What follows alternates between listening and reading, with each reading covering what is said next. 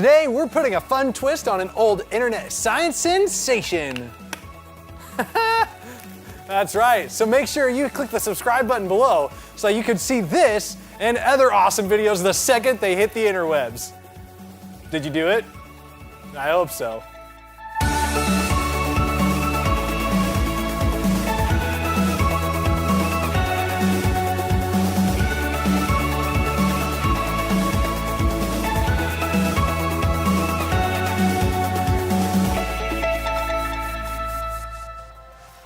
Today, we're talking about wisdom. Wisdom is finding out what you should do and doing it.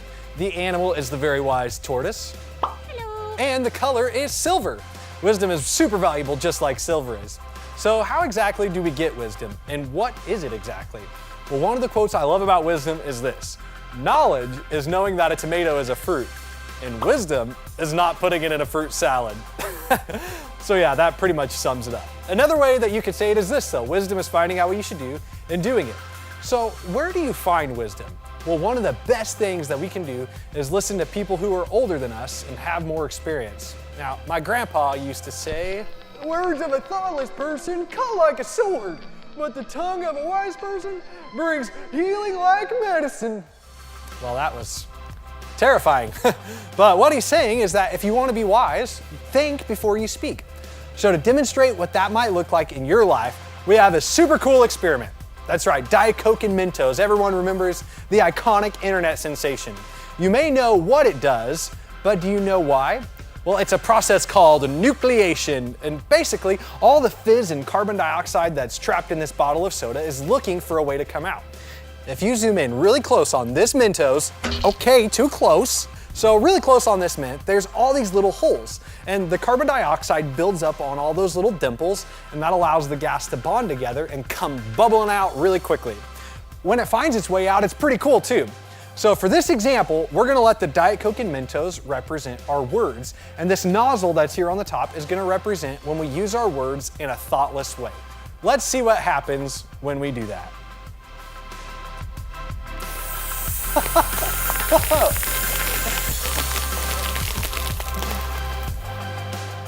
Well, that was a pretty crazy reaction, right? And while the experiment may be really cool, it's never cool to use our words that way.